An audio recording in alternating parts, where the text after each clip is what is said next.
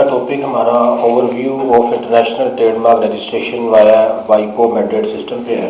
ये हमने तजम्मुल साहब को जो फॉर्मर डिप्टी रजिस्ट्रार IPO रह चुके हैं उनको मदऊ किया है।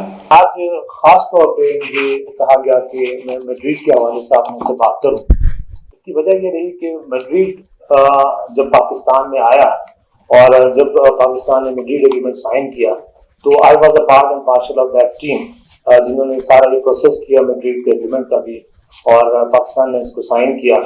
और लकीली मैं I was the very first Madrid in charge of the registry in Pakistan, और मेरे ही टेन्योर में हमने काफी इंटरनेशनल ट्रेडमार्क जो थे हमने उनको रजिस्टर भी किया, कुछ रिफ्यूज भी हुए, और हमने बाकायदा प्रोसेस इसका शुरू किया पाकिस्तान में मैड्रिड एग्रीमेंट का।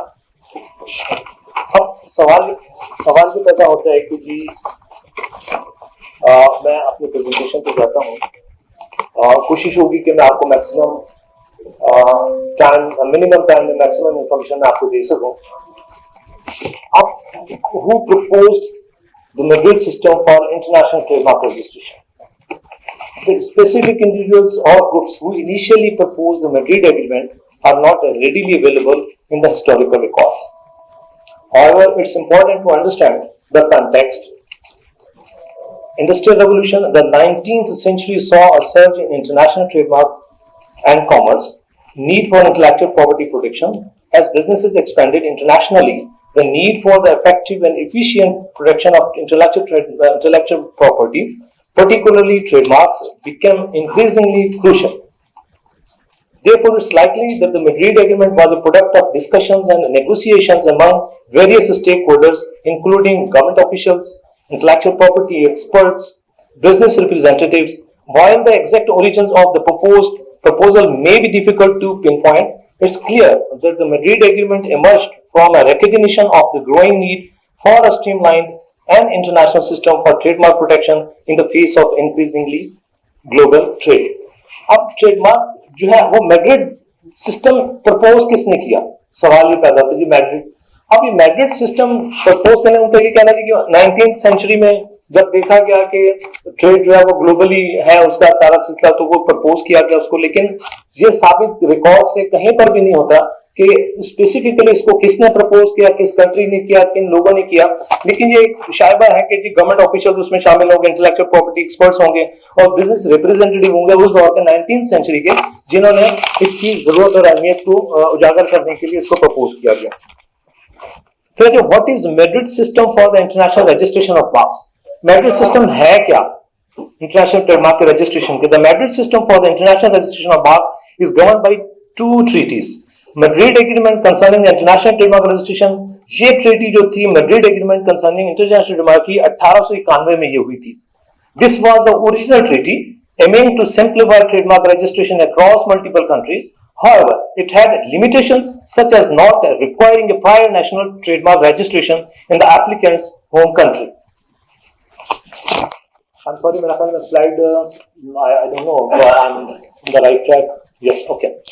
तो अब protocol relating to the Madrid agreement, अब पहले मैड्रिड एग्रीमेंट हुआ, फिर उसके बाद मैड्रिड प्रोटोकॉल हुआ। 1989 में मैड्रिड एग्रीमेंट जो है वो प्रोटोकॉल वो आया। फिर अब 1989 के एग्रीमेंट जो है वो सुपरसीड करता है 1891 के मैड्रिड प्रोटोकॉल को। अब बोथ ट्रीटीज जो है वो वाइपो ने साइन की, were adopted at diplomatic conferences held in Madrid, Spain. अब इसका नाम मैड्रिड क्यों रखा गया? स्पेन का एक शहर है मैड्रिड, इसका नाम इस पे रखा गया। देखिए ये ट्रीटी को कोई भी नाम देने के लिए दुनिया भर में आप देखें, हमारी तारीख में आप देखें तो इस्लामी तारीख में तो सुलह हुदैबिया के मुकाम पे सुलह हुई थी, फिर उसके बाद वो एग्रीमेंट हुआ था उस दौर में। तो वो जो अब ये एक सिलसिला चलता रहा कि जिस जगह कोई भी इंटरनेशनल ट्रीटी जिस मुल्क में जिस शहर में होती है फिर उसको उस ट्रीटी का नाम दे दिया जाता है, उसको आइडेंटिफाई करने के लिए, उसको डिस्टिंग्विश करने के लिए, उसको याद रखने के लिए कि ये स्पेन के शहर मैड्रिड में हुई थी, तो उसका नाम फिर मैड्रिड एग्रीमेंट और मैड्रिड प्रोटोकॉल उसका रख दिया गया। मैड्रिड एग्रीमेंट मैंने आपको बताया कि ये 1891 में हुआ था, और जो मैड्रिड प्रोटोकॉल है ये 1989 में उसको सुपरसीड करके फिर ये साइन हुआ। अब आ जाते हैं understanding the difference between Madrid protocol and Madrid agreement. अब मैड्रिड प्रोटोकॉल और मैड्रिड एग्रीमेंट के दरमियान फर्क क्या है? मैंने आपको बता दी कि मैड्रिड एग्रीमेंट है क्या, फिर कहां पर वो साइन हुआ। अब सवाल ये पैदा होता है कि जब मैड्रिड प्रोटोकॉल है तो फिर मैड्रिड एग्रीमेंट की जरूरत क्यों पड़ गई? तो उसके लिए फिर the Madrid agreement and the Madrid protocol are both international treaties that facilitate the registration of trademark in multiple countries, however they have some key differences. Differences उसमें क्या है? प्रायर नेशनल और regional registration. Madrid agreement did not require a prior national or regional trademark registration. Madrid Protocol requires a prior national or regional trademark registration in the applicant's home country as a prerequisite for international registration. यानी कि Madrid agreement जो था उसके तहत ये था, जब 1891 में साइन हुआ तो उसमें यह था कि आपको आप उस मुल्क के अंदर आपकी एप्लीकेशन होना जरूरी नहीं था। आपके एप्लीकेशन उस मुल्क में नहीं है, आप एप्लीकेशन फाइल कर सकते थे। फिर उसके बाद जब मैड्रिड प्रोटोकॉल आया तो फिर उसमें ये चीज लाजमी करार दी गई कि जब आपने इंटरनेशनल ट्रेडमार्क एप्लीकेशन फाइल कर दी मैड्रिड के थ्रू, तो आपकी एप्लीकेशन उस होम कंट्री में जहां से आप एप्लीकेशन फाइल कर रहे हैं, या जहां के आप सिटीजन है, जहां पर आपका ऑफिस है, जहां पर आपका बिजनेस है, वो that is called office of origin, वहां पर आपकी एप्लीकेशन होना जरूरी है। प्रायर नेशनल, ये मैंने आपको बता दिया। Scope, Madrid agreement had a narrower scope and fewer member countries. Madrid agreement में चूंकि स्कोप भी उसका कम था, लिमिटेड मेंबर्स थे कंट्री के, जबकि मैड्रिड प्रोटोकॉल जो है वो expanded the scope and membership, making it more widely applicable. Flexibility, Madrid Agreement was less flexible and adaptable to changing needs. Madrid Protocol introduces greater flexibility and adaptability, such as allowing for regional trademark offices to act as office of origin. यानी कि मैं आगे जाकर आपको बताऊंगा what is office of origin. तो office of origin का concept जो था वो मैड्रिड एग्रीमेंट में नहीं था। जब मैड्रिड प्रोटोकॉल आया तो फिर उसका कॉन्सेप्ट उसका फिर इंट्रोड्यूस कराया गया।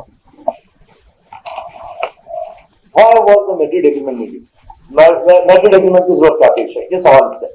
The Madrid Agreement was primarily intended for businesses and individuals seeking to protect their trademarks in multiple countries, which aim to simplify the process of obtaining trademark protection in various jurisdictions.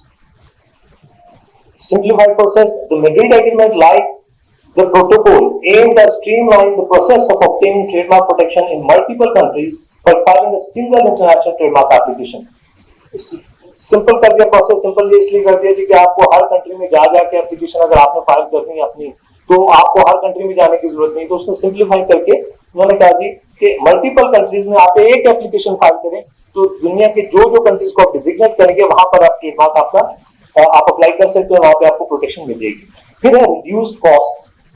While costs still apply, the agreement potentially reduced the overall cost associated with obtaining trademark protection in multiple countries compared to filing separate application in each jurisdiction.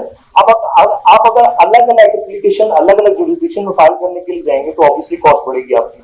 लेकिन जब आप Madrid agreement के through, Madrid protocol के through आप application file करेंगे तो वो cost effective होगी। आप एक सिंगल एप्लीकेशन में आप मल्टीपल कंट्रीज में एप्लीकेशन आप फाइल कर सकते हैं।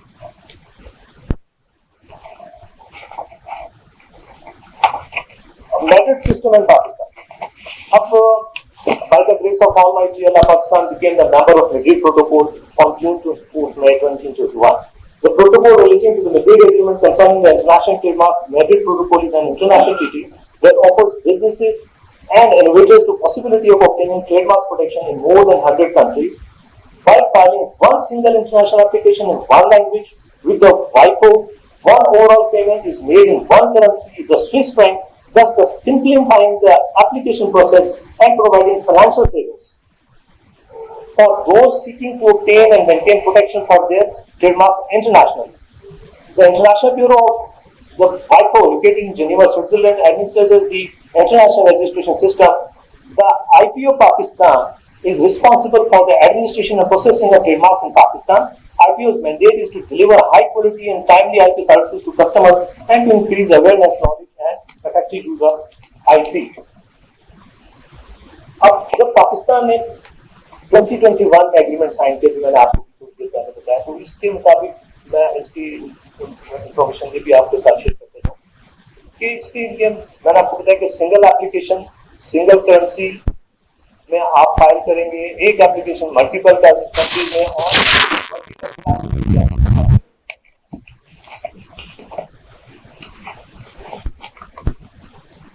ये सिस्टम की एडवांटेज मैं आपसे शेयर कर चुका हूँ। टाइम शॉर्ट होने की वजह से मैं कोशिश करूंगा इसको कम से कम दूँ और आप लोगों के क्वेश्चन मैं दूँ उसके जिसमें मैं आपको उनके सवाल के जवाब भी दे सकूं। One international application based on one और several basic application registration, one language English, French और Spanish, one set of fees Swiss franc to one office, one registration number and one renewal date. एक registration number आपको मिलेगा multiple classes में, multiple application में, multiple countries. इसी तरीके से The registration can be further extended geographically. जो आपकी एप्लीकेशन रजिस्टर हो गई हुई है कंट्री में, आप उसको मजीद एक्सटेंड करना चाह रहे हैं, दूसरे टेरिटरी में जाना चाह रहे हैं, just you can go through the WIPO by filing a single paper visit.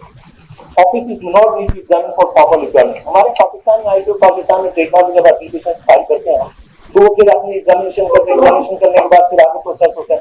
तो जब आप WIPO के थ्रू, मेरिट के थ्रू आप इंटरनेशनल एप्लीकेशन फाइल करते हैं तो फिर IPO पाकिस्तान जो है वो उस ट्रेडमार्क एप्लीकेशन की एग्जामिनेशन नहीं करेगा, ना वो सब्सटेंशियल एग्जामिनेशन करेगा और ना वो उसकी फॉर्मल एग्जामिनेशन करेगा।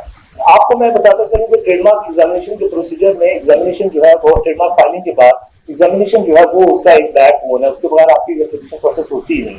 तो वो एग्जामिनेशन भी दो तरह की होती है, एक सब्सटेंशियल एग्जामिनेशन है, एक फॉर्मल एग्जामिनेशन है। तो फॉर्मल एग्जामिनेशन आपके ट्रेडमार्क के एप्लीकेशन को रीड करना होता है, सब्सटेंशियल एग्जामिनेशन में टेक्निकलिटीज देखना, लॉज के तहत उसके डिस्टिंक्टिवनेस देखना, और बाय लॉ जो भी अगर कोई मार्क कॉन्फ्लिक्टिंग है तो उसके बारे में जी वो डिसाइड करती है IPO पाकिस्तान ट्रेडमार्क रजिस्ट्री।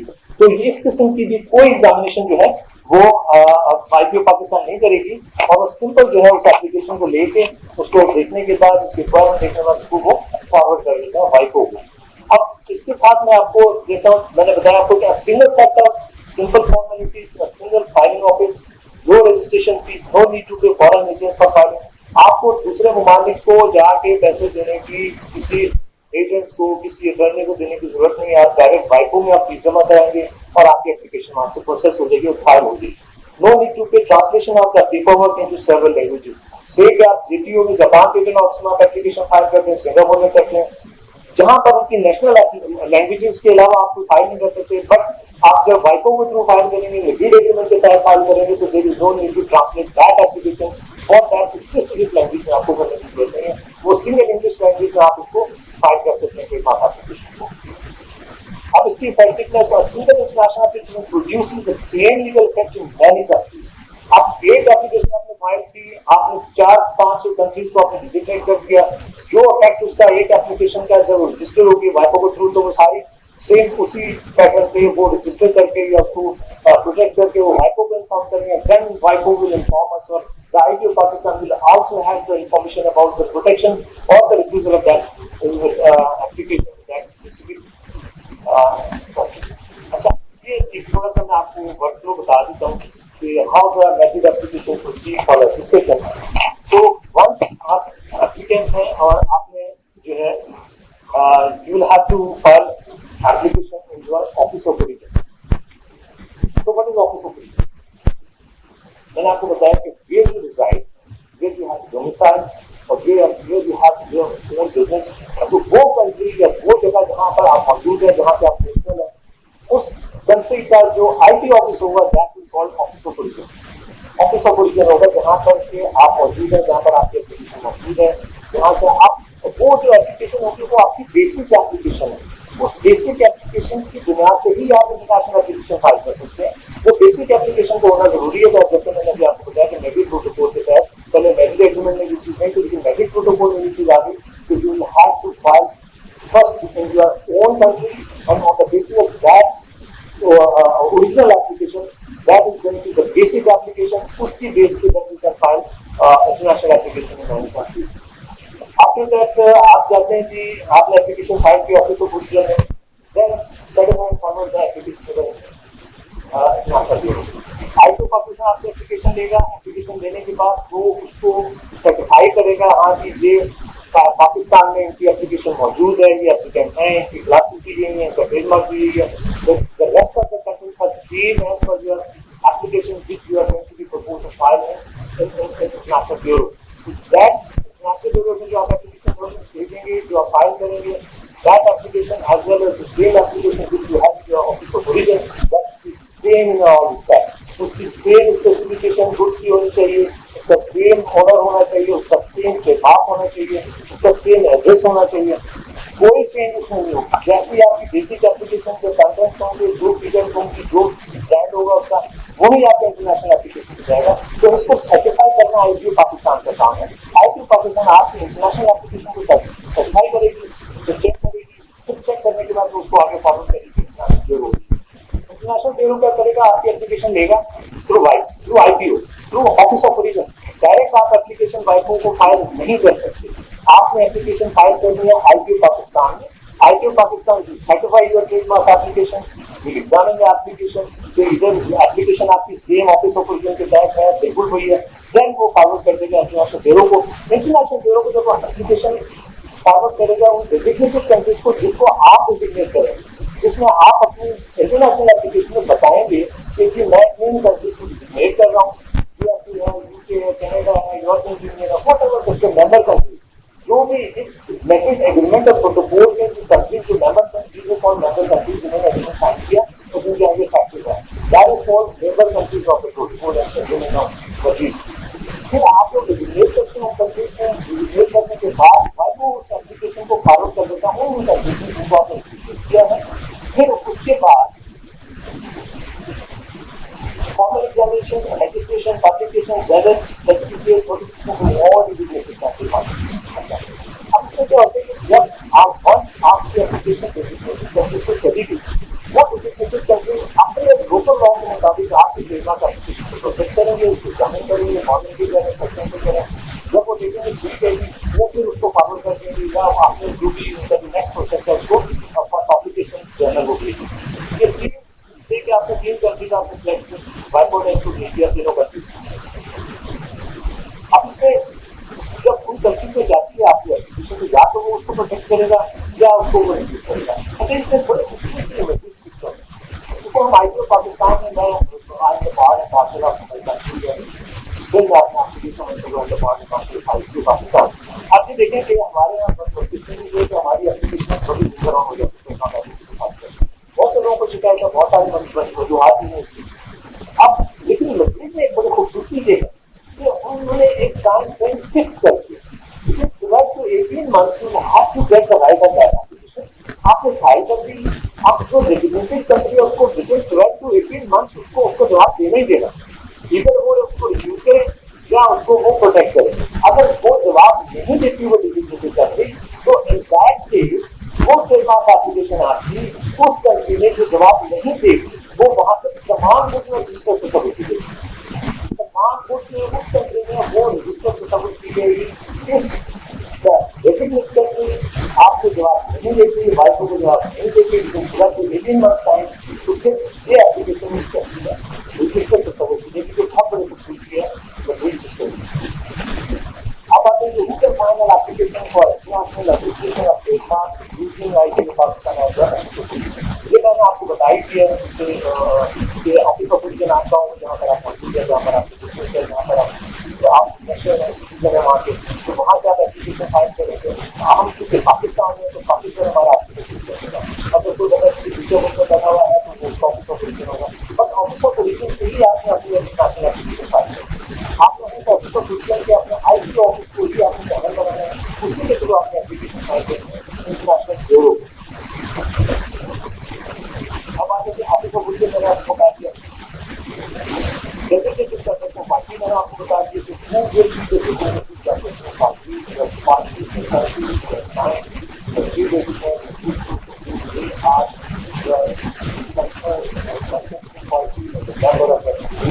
उनके ऊपर बातों की जो भी तो सारी चीज़ों हमारे लोग इसी तरीके से ऑफिस ऑफ ओरिजिन के बाद आएगा registration of application of trademark, तो मैंने आपको बता दिया वाइपो is certified the application for registration of trademark confirm with the applicable requirements the trademark is registered and वाइपो send the certificate to the holder and notified the offices of the designated company parties of the international registration as applicable. वाइपो also informs the application of the registration and provides the international registration number. वाइपो publishing the details of the international registration वाइपो gazette of international art, the official publication of the registration system which can be accessed via the Metric Monitor. Metric Monitor is जो वाइपो की website पे है, आप जो भी application file करेंगे आपकी application चलाते हुए एप्लीकेशन वो फाइल करेंगे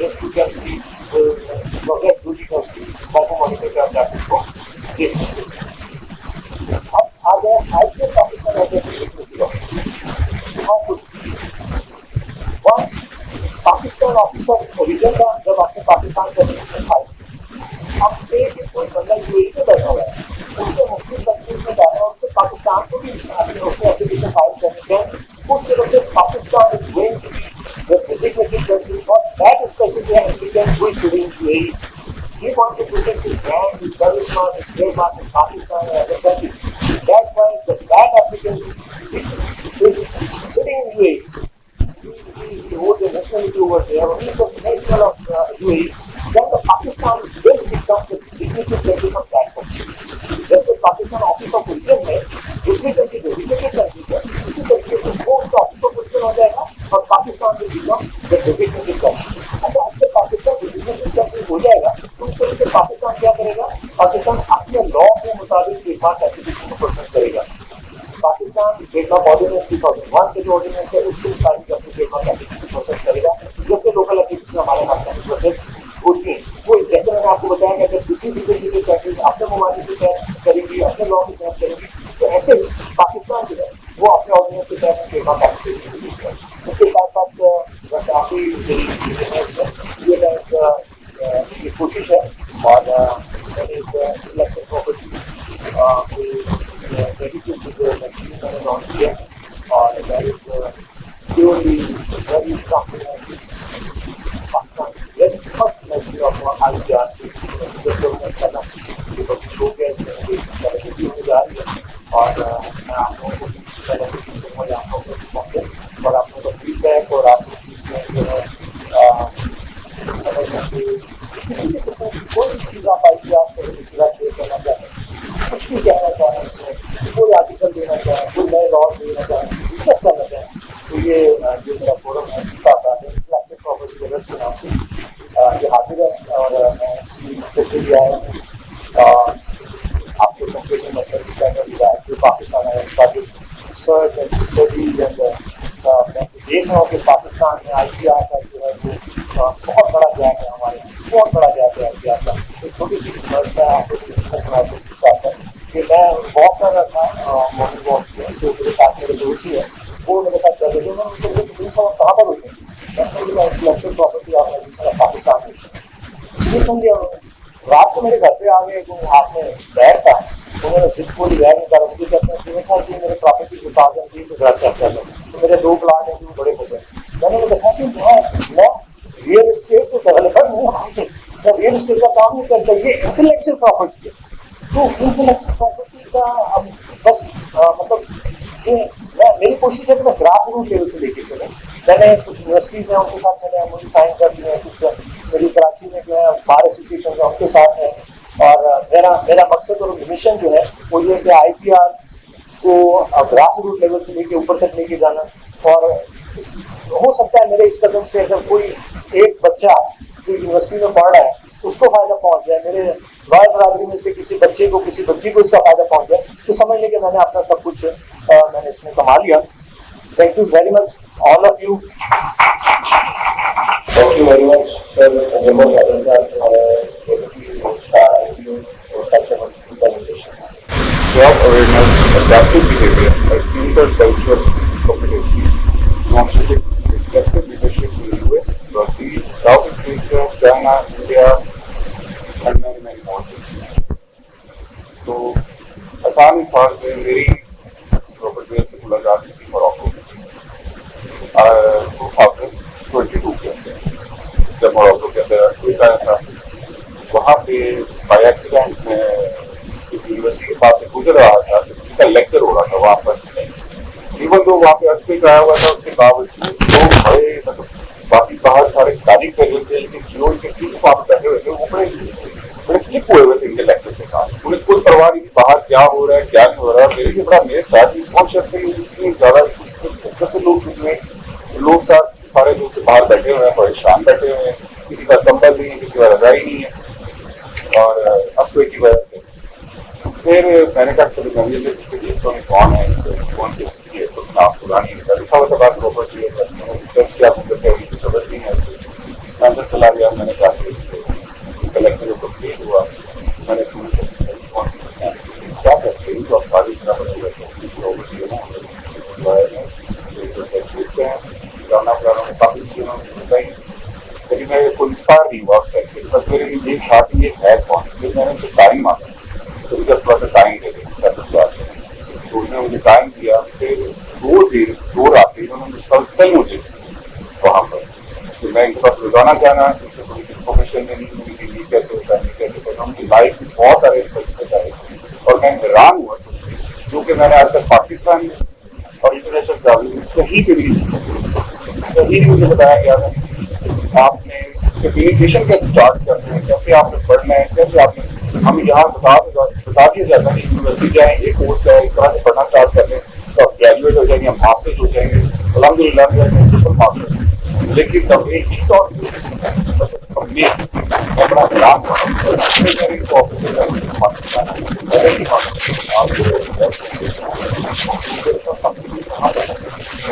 पाकिस्तान इंडिया के साथ आप इंडिया हालांकि एक 80 मुल्क में से होके आ चुके हैं, लेक्चर दे रहे थे, तो मैंने रिसर्च किया, फिर उनके लिए पाकिस्तान की वीजा अप्लाई किया, पाकिस्तान वीजा रिजेक्ट कर रहा था, नहीं दे रहा था, हमें 1.5 साल लग गया इसके पीछे। फिर फाइनली उन्होंने इंटीरियर मिनिस्ट्री में जो हमारे यहाँ के हालात है ताल्लुकात लड़ा के वीजा में इशू करवाया। और मैं आप लोगों से ये चाहूंगा कि आप इस लेक्चर में भरपूर तवज्जो दें, इंटरेस्ट लें, इनसे क्वेश्चन पूछें, हर किस्म के क्वेश्चन पूछें, क्योंकि इनको यहाँ पे लाने के लिए बड़ी एफर्ट करनी पड़ेगी। और मैं चाहूंगा कि किसी एक शख्स की भी जिंदगी में इनकी वजह से कुछ चेंज आ जाएगा तो मेरा भी मकसद पूरा हो जाएगा और इनका भी मकसद पूरा हो जाएगा। इनको तो पढ़ाने का शौक वैसे ही बहुत ज्यादा है, ये थाउजेंड्स ऑफ डॉलर्स देते हैं लेक्चर्स में, यहाँ पे फ्री ऑफ कॉस्ट मेरे पास आए हैं।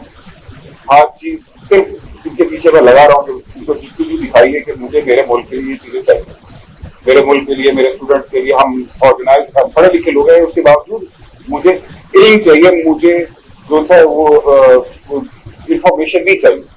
हम जो अभी पढ़ रहे थे, जिस तरह हम बाकी चीजें कर रहे हैं, सारी इंफॉर्मेशन है, लेकिन जो रूट कॉज है, जो इनके पास चीजें हैं, बहुत कीमती चीजें हैं, आप इनसे हर तरह का सवाल करें जो आपके जहन में आता है, अपनी लाइफ से रिलेटेड क्वेश्चन करें, पर्सनल क्वेश्चंस करें, आपको बहुत मजा आएगा, बहुत इंटरेस्टिंग पर्सन है। बाकी ये सब कुछ आपको खुद दिखा देंगे। Please give me Assalamu alaikum. You cannot imagine how excited I am to be here with all of you today. I'm honored. It is a unique and wonderful experience to be with all of you. So I would like to first thank my brother Noman. I know he explained to all of you how we met first. And what happened between the two of us is a classic example of trust. That's the topic that I would like to discuss with you for a few moments.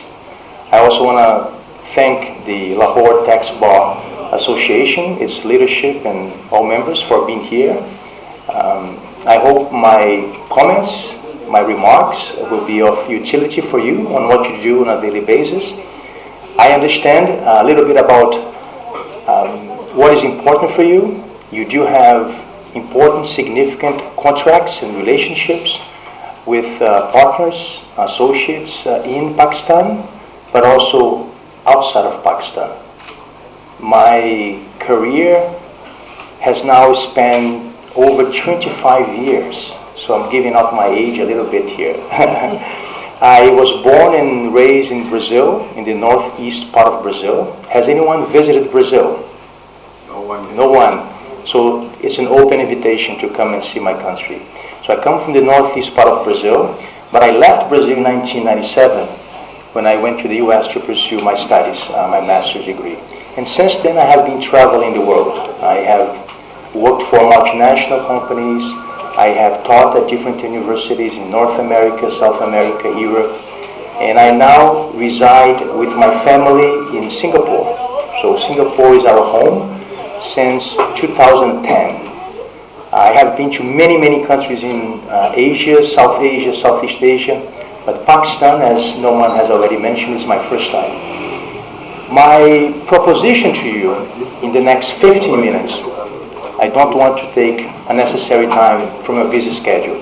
My proposition to you is to give you some pointers, some remarks about trust across cultures. Trust, needless to say, is a fundamental human dynamic. Nothing happens in society without a modicum of trust. We all know the quality of our relationships based on the trust that we have on people. When there is trust, things just seem to flow more naturally. Things get done quicker, the results are better, mental health is better, physical health is better.